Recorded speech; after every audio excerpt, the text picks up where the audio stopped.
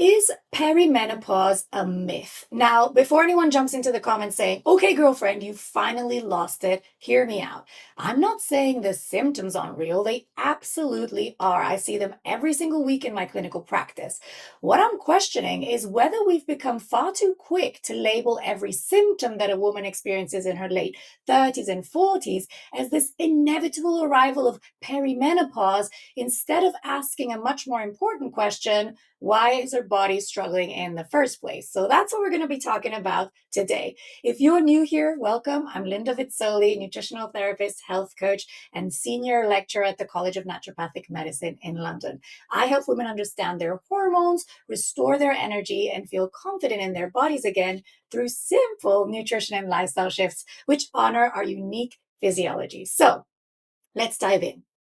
Now, the word perimenopause has become one of the biggest buzzwords in both the wellness world and the medical world. I actually Googled what is perimenopause, and this is what came up. Perimenopause is the natural transition leading up to menopause, where the ovaries gradually produce less estrogen and progesterone. It usually starts in your 40s, although it can begin earlier and can last anywhere from a few years to a decade before your periods stop completely.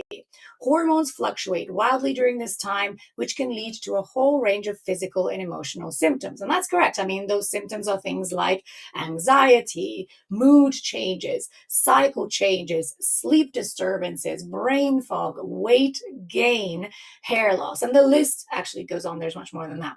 And I see these symptoms every day in practice. In fact, it almost feels like every symptom that a woman between her late 30s and 50 experiences can somehow be blamed on perimenopause these days. Feeling tired? Perimenopause. Can't sleep? Perimenopause. Want to hide from your family for a weekend? Well, that might just be parenting. But this is where I want to challenge the conversation, not because I don't believe these symptoms exist, because they clearly do. I see them in my clients, I see them in my students, my friends. What I want to challenge is this idea that these symptoms represent an inevitable decline that we have absolutely no control over or that we need to be medicated for. What if they're not simply part of getting older? What if they're our body's way of saying, excuse me, I'm struggling over here. I need some help and I'm trying to get your attention. Think about it. Your late 30s are actually still your reproductive years. The average age of menopause is actually around 51. Of course, there are exceptions such as medically induced menopause following things like cancer treatment or surgery. But increasingly, we're hearing that women are entering perimenopause in their late 30s. And I can't help but wonder, has perimenopause become a bit like this newly invented condition that we've all been sold? Because let's be honest, the menopause industry is enormous. We've got supplements, we've got hormones, we've got books, podcasts, retreats, chocolate that's marketed for menopause. Yes, apparently even chocolate has entered the chat. The market is absolutely saturated. I'm not saying that these things aren't helpful. They absolutely are. But now with perimenopause, that market starts even earlier. I also find the name itself quite interesting. Like when we think about another huge hormonal transition in a woman's life, like puberty, do we ever talk about peri-puberty? No, we just go through puberty. So what exactly is this peri phase, and why are women who should still be in their reproductive years experiencing so much hormonal chaos? Now, yes, as we get into our 40s and closer to our 50s, hormones fluctuate, absolutely. But what is actually causing these fluctuations, especially earlier on? Could it be that the modern woman is burnt out from doing too much or eating too little, not exercising enough, or over-exercising, never resting, never setting boundaries, running on stress hormones for years, and then drinking alcohol to cope?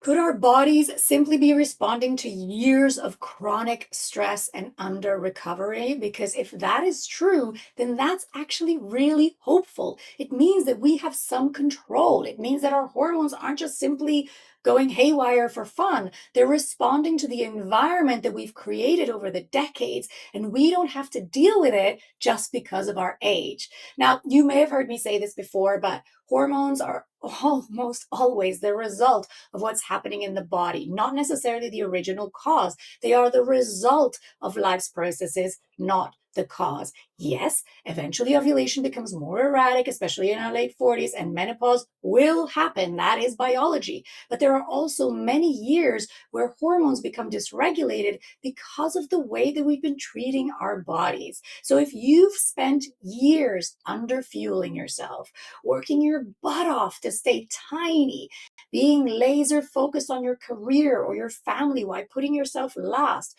living on coffee by day and wine by night, and suddenly your hormones seem to have gone completely insane, only to be told, oh, you're in your late 30s or 40s, you're in perimenopause, here's some HRT.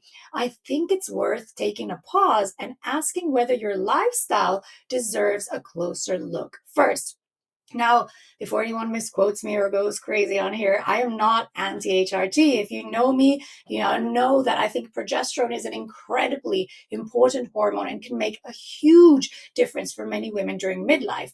HRT, especially bioidentical progesterone, can absolutely be life-changing when it's appropriate. But the foundations need to be in place first because they really matter. If the foundations are poor, we can't expect just taking exogenous hormones alone to fix everything. So be honest with yourself.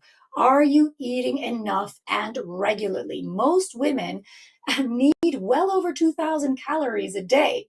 Are you eating enough carbohydrates as well as protein? That's also really interesting because the protein message is being pounded into us now. No one's eating carbs anymore. I have a whole video on the importance of carbohydrates, which I'll link to below. Are you strength training 3 times a week? Not just to burn calories, but to build muscle, to protect your metabolism and your bones after menopause. Are you prioritizing sleep, or are you doom scrolling at night? Are you getting outside, managing stress, setting boundaries? Or are you actually looking after yourself instead of everyone else? Because perhaps the answer isn't simply that you're in a season of life where your hormones will inevitably betray you. Perhaps your body has been trying to get your attention for years, and eventually the voice is so loud that it's impossible to ignore. So is perimenopause a myth? I don't think the symptoms are a myth at all. I think they are very real. But I do wonder whether we've become too quick to accept them as inevitable rather than seeing them as an invitation to look deeper and buying into those quick fixes or magic pills that are being sold to us in yet another attempt to profit off our vulnerabilities. And from my own experience as a 51-year-old woman, as well as all the women that I support in my clinical practice, I will tell you this: your 40s and 50s are not a guaranteed time of decline, and the answer to a lot of your symptoms is actually a lot simpler than you may think. Now, I'm not saying it's they're necessarily easy, but simple, and that's what I talk about in my weekly videos, so make sure that you subscribe. And if you'd like to go deeper into this work, I do have an online self-led program with group coaching called the Midlife Reset that's designed to guide you step by step. It's my flagship program built for more than a decade of clinical experience, working with hundreds of women alongside my teaching work at CNM in London. I've popped some information in the description below. Thank you so much for watching, and I'll see you next time.